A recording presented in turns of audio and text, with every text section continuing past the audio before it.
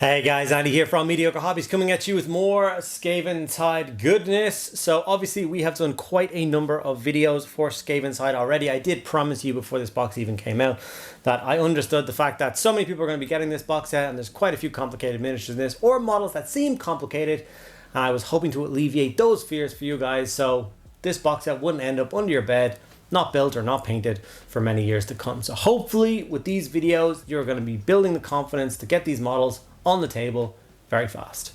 So as you can see, we've done quite a few for the Skaven already with the Lord on his Gnaw Beast. We have done one of the Rat Ogres. We've done 6 schemes for the Clan Rats.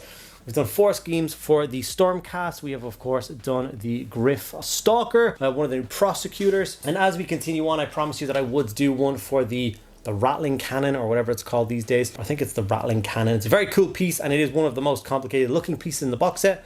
So we will be doing a video on that very soon. But what I'm going to be tackling today is, of course, one of the awesome new Jezzails. So anyone who doesn't know what a Jezzail is, it is a 2-man kind of sniper team by the Skaven. One Skaven carries a shield, and one carries a large sniper rifle. The rifle rests over the top of the shield. Shield protects the gunners. It's a pretty cool setup, and you do in fact get 3 of these in this box set. So I'm going to show you how to tackle that in today's video. Before I get into it though, I just want to say a huge thank you to all of my active patrons and everybody that supports me in any and every little way across all these different social media platforms.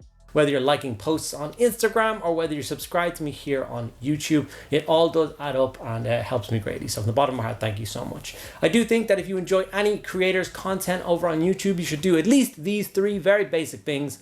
Like the video. If you have something to say, don't be shy, ask in the comments. It really does help. And make sure you subscribe if you want to see more of their content. That costs you absolutely nothing, and it means the world to them. If you do enjoy their content even more, check out other things like Patreon. Mine is linked down in the description below, and you get access to extra content, including vlog style videos. And I'm going to be moving over to a couple of specialist games that are going to be primarily focused over there, like Silver Bayonet and Ghost Archipelago. Stuff like that I think I'm going to leave just for my Patreon subscribers. Alright guys, with all that out of the way, let's dive in and get that Jezzail painted. Okay, so this is the Jezzail weapon team, and as you can see, it's quite a stunning miniature. Like I said, in the Skaventide box set, you do get 3 of these guys. I'm lucky enough to have 2 halves of the Skaven from Skaventide, so I've got 6 of these guys to paint. So I want a quick and accessible way of getting them done for me.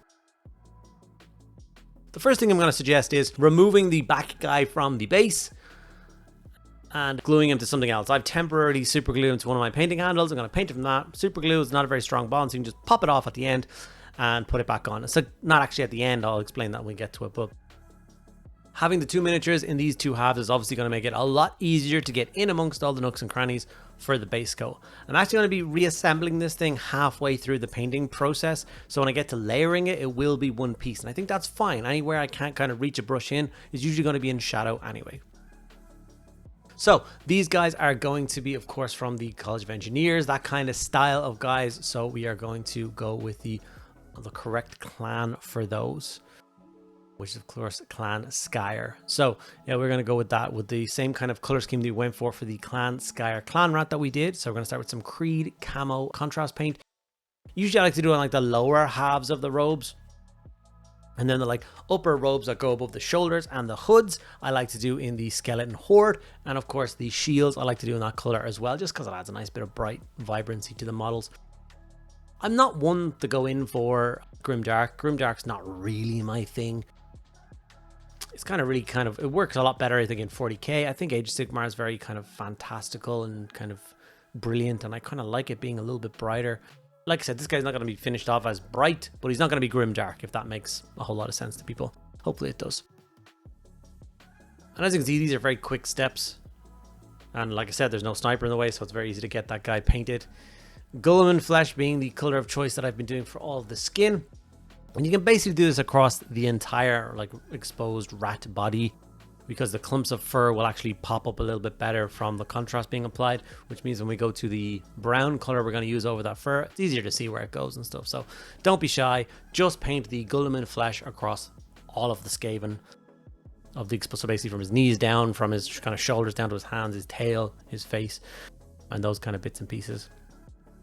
From here, we're going to move over to Lead Belcher. And we're going to basically, we've got two metallics to do. We've got a lead belcher, and we have, of course, the brass, the base color brass, dwarf brass. Oh my god, why is it? The name has, of course, escaped my mind as I'm trying to talk to you guys right this second. But it, of course, is Balthazar Gold, sorry. So lead belcher and Balthazar Gold are the two metallic colors that we're going to use for this model. So I like to, I've said this in previous videos, I like to do the majority of the metallics in silver, and then pick out some other bits with the Balthazar Gold. So for instance, if you look at the barrel of this rifle, I'm going to paint the entire thing silver down. And as you can see, those bands that kind of hold the barrel to the, not the stock, but the body of the rifle, if you will. I'm going to do those in Balthazar Gold.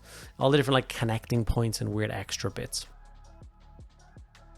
I suppose I could have waited 2 seconds for Balthazar Gold to pop up on screen instead of forgetting it for 2 seconds on one. It doesn't matter. And as you can see, this is what I was talking about. This obviously helps to break it up. A lot of Skaven equipment and has a lot of brass and bronze in it, which is really nice. Really does help break it up from any of the other kind of fantasy miniatures out there in the Warhammer world.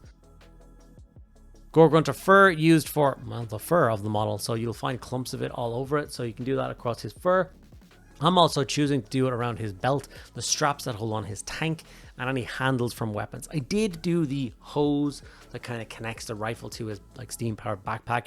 Hated it, so I'm not going to talk about it here. It will just appear black later on. So when you get to the hose, if you've got some Black Templar contrast, just throw that over that hose bit.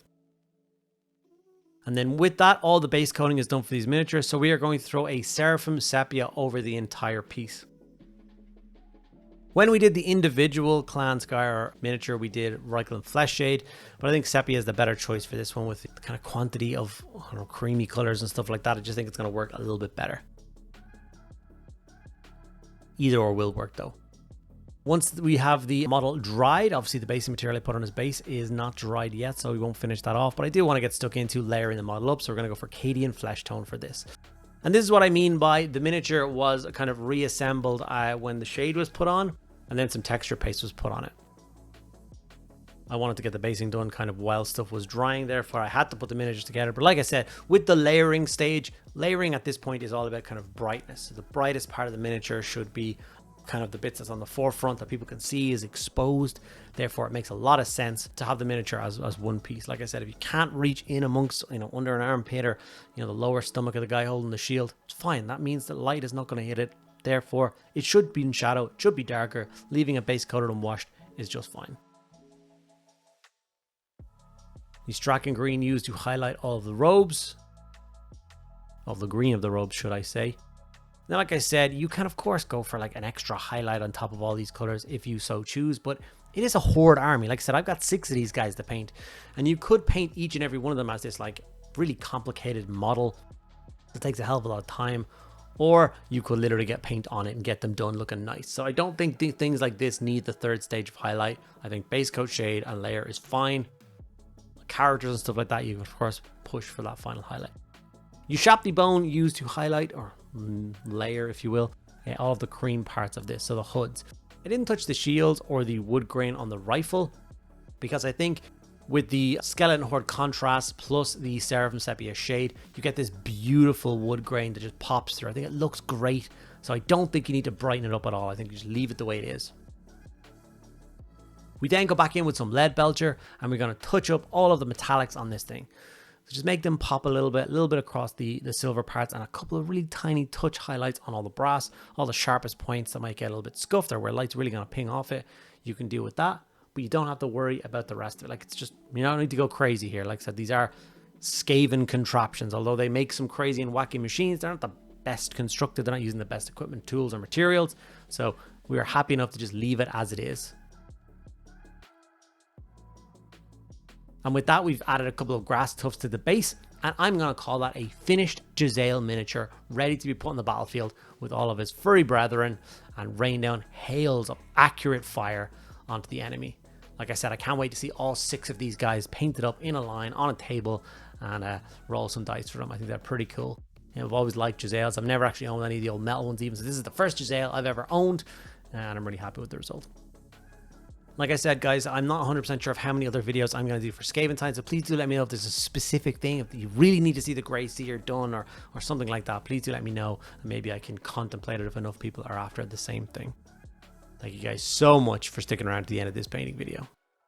Okay guys, we have our Jezzail fully finished. As you guys noticed, I did paint up the cloth to match Clan Skryre, which I did in a previous video, because obviously Clan Skryre, all about making cool technology.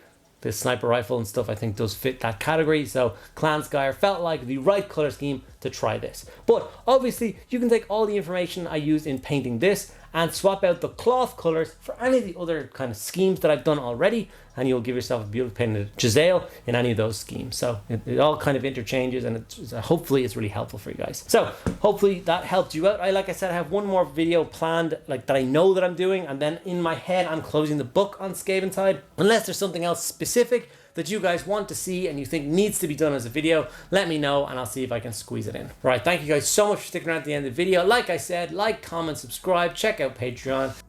I'll see you guys in the next video.